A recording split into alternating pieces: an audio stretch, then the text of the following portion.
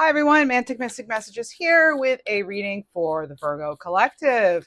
This is for the eclipse season this year, September 2025, which is a little preview, just meant to be a little preview for that time period. And this could really impact you, Virgo. It's happening within your season, these eclipses. We have one on the 7th, and we also have one on the 21st, both of September. And, the energy lasts with us longer than just the actual date of the eclipse. Your first card out is Be Bold and Make the First Move, Cardinal Moon. You're very close to achieving your goal. You and your loved ones are safe, New Moon in Cancer. We'll get two more for you. We'll pull cards specific to animals, angel numbers, shadow self, sun. What can you expect as blessings, but what blocks do we need to remove maybe? Adjustments are required. And this is looking kind of like, I think it's Cancerians had this one too, these similar cards. And you also have balance, spirituality, and practicality, full moon in Pisces. So these could be some common themes for you here, Virgo. And it doesn't matter if you're Virgo Sun, Moon, Rising. You could find there could be messages here for you. So on the 7th, we have a lunar eclipse in Pisces. And then on the 21st of September, we have a solar eclipse in your sign. So I wonder what this will bring for you. Let's see. Let's get a few tarot and oracle cards to find out. First card out, you have the Six of Wands. This is a card that's coming into basically all of the readings I'm doing in this little series of the preview to eclipses. The Six of Wands is victory. So if you are bold, like this fiery Six of Wands character, this is like, it's going to get you closer to your goal. But there is this piece where balance is going to be important. So you don't want to go from one extreme to the other, but there is some sort of recognition, victory, success here coming in. And you also have the Queen of Swords, first time she's come out in the series. And you're, I think, the 6th sign I've done. So this is good clarity. This is really good. This is, using your mind, using that awesome analytical side of yourself as the Queen of Swords would to get clarity, to get direction, and really getting yourself that much closer to your goal. Under you and your loved ones are safe. You have the Sun. Oh, some people maybe, there could be an important birth, and that could be literal or metaphorical speaking, but this is joy. It could involve children. That's why I say it could be an actual birth. And this is like major transformation. It could be for some of you, your first child, and that child looks like could be a Virgo then if it's you. So if they're having it, during that eclipse time. So yeah, this is joyous. It doesn't have to be a child though. That's not going to pertain to everybody, of course, but this is celebration of some kind, an increase in vitality, a very happy outcome. And it does have to do with you and your loved ones, your overall safety and happiness and well-being. My goodness, look at you. Now you have a second queen, you have a Queen of Cups. So you're using that balance, of spirituality and practicality here. The analytical side of yourself, as well as going with the heart, going with the intuition. Maybe for some of you, that's the adjustment that's required regarding that. And you also have the Nine of Coins. And I love seeing this under the balance, spirituality, and practicality. Again, you're combining that energy of the Queen of Swords, the Queen of Cups. I love how the cards are speaking to each other. And this Nine of Coins is that overall stability, security, but it's like doing it, able to be self-sufficient, right? So the fruits of your labor paying off. These are some sort of solo pleasures, financial gains, possibly. Let's get some clarity, though, for Be Bold to Make the First Move. Six of Wands. Yeah, there's some hesitancy here. I feel the information that you need will be coming in during this eclipse season. And again, remember, it's not just going to be like on dates of the eclipse. It's definitely the whole month. And I would say I'd give it even a few months beyond that too, to really have some things be like kind of ultra clear on their way. We also have the Nine of Wands. You may have to draw the line and set some boundaries. Sometimes the Queen of Swords gets accused of being, a little too cold here, but sometimes we're not, it's not that we're cold, we're just very focused. And so that's what this Nine of Wands is, being very focused in setting limits and boundaries for yourself and for others, and really standing your ground here, being persistent. You also have the Eight of Swords here. Some of you may be worried about this new, whatever this new achievement is, or if it is the birth of something, there could be a little bit of stress here. You could feel like trapped or wondering if you're ready for the responsibility. That's obviously something only you can answer. But remember, the Eight of Swords, they're not truly stuck. That's like self-imposed restrictions. So you want to make sure that you're focusing on what does bring you joy and some of the lighter side of things in life. Although the eclipses are kind of known for busting up that shadow stuff too, which we're all working on. Yeah, there's a Five of Cups here. There's some ongoing sadness here, maybe as far as something not quite working out. Could be some sort of heartbreak or loss that you're remembering during that time.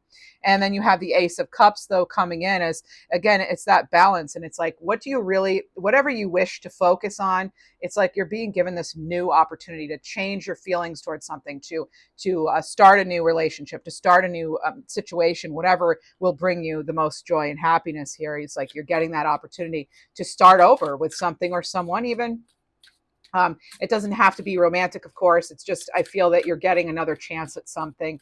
That is kind of an energy coming through. But I do feel that it is about you sort of balancing the light and the dark, and the spirituality and the practicality, your heart versus your head. So there is this sort of dual relation, like dual energy going on.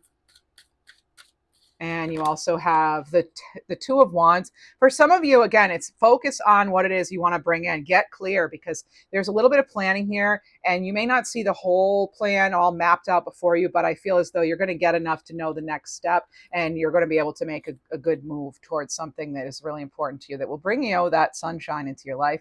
You have the Hierophant here, Taurus energy, so fellow earth sign for you. And this is commitment. Where are you really wanting to commit? And does it involve going a new way, or is it based on old traditions? Really kind of, I feel like for some of you, you're shedding outdated beliefs and old patterns and ways and things that have kept you in that sort of eight of swords, Five of Cups. I feel like that's what you're kind of graduating from.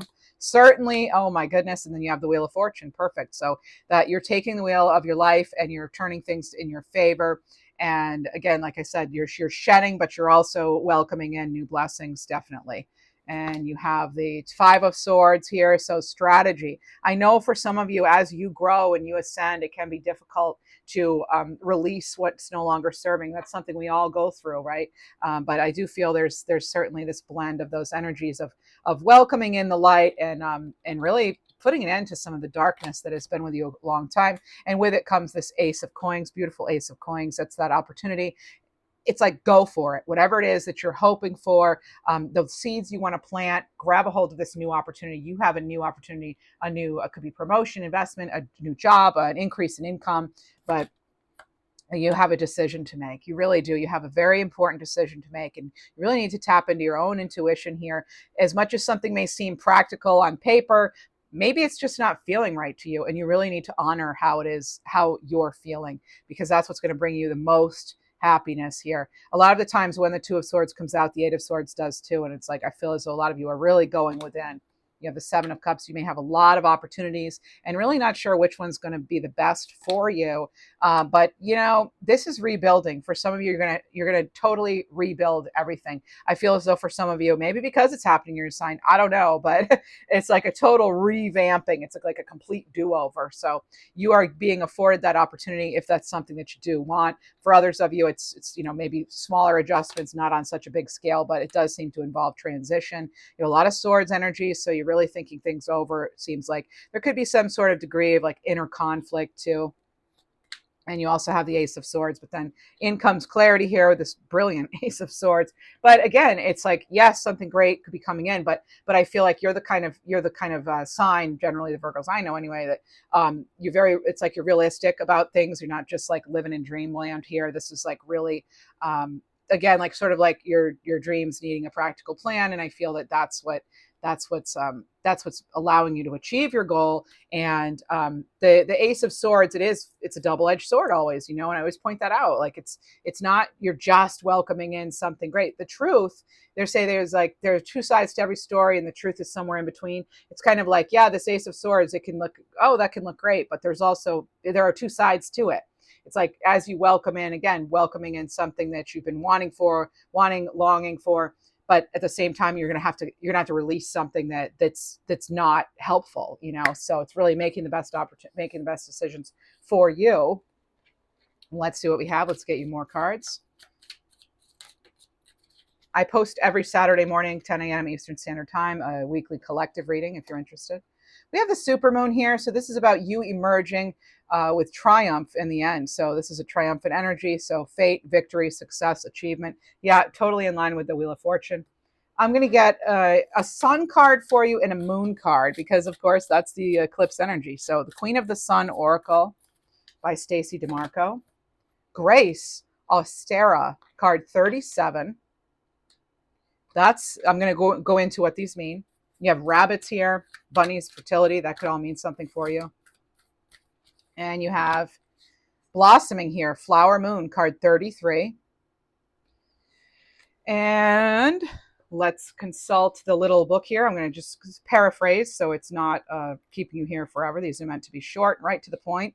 And so for card 37, Grace, it says, lighten up, see the positive of what's ahead of you, set new intentions, start anew, start afresh. That's exactly what you're doing. This is you heading into a period of growth. That's why you have these bunnies, I think, okay, with the fertility.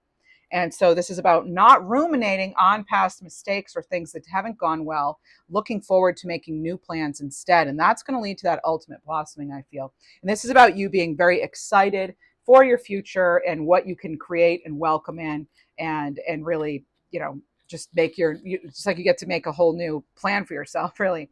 And with flower moon here, blossoming, don't give up. This is something you've been planning for. This is about joyfully blossoming and not being wallowing in that fear or feeling trapped or stuck, right? So this is taking notice of what others think or say, but not letting that rule your path. It's actually like not taking, you're not taking that into account, really. This Grace card really reminds me of the Empress in Tarot. Maybe you're on the Libra cusp there, but this is about someone around you possibly being somewhat jealous too, okay, with this blossoming card, but it doesn't have any effect really. So this is about you making note of your victories, okay? Let's see what we need to surrender to. It's always part of the eclipse readings, that shadow work. We're all working on releasing or dealing with something, and you have surrender to complete healing. So this is opening fully to loving, compassionate forces of the universe that will support your physical, emotional, and spiritual healing. Again, balancing it all out, right? Like one of your very first cards. Your animal oracle card. If you enjoy this reading, please do like the video and subscribe, become a member. Thank you. And you have Black Panther, Radiance, card 41, third eye chakra. I think, I'm not positive, maybe Cancerians had this one too. So, and I did mention them at the beginning of your reading, so there may be a connection there. You have come out of hiding and let your light be seen. It's time to leave your hermit's cave and reconnect with the world. This is funny because you are the hermit in the major arcana. And so it's funny. It's like, this isn't even a Virgo card, but here they are mentioning the hermit. So I love, again, how these cards speak to one another. Hopefully they're speaking to you. And we have 555. This is a sign of transformation. So you could expect the unexpected. And you also get a bonus card here, 1010. A sign of a new path awaits. So let your soul grow and trust in the new beginnings. Thank you so much for being here, Virgo.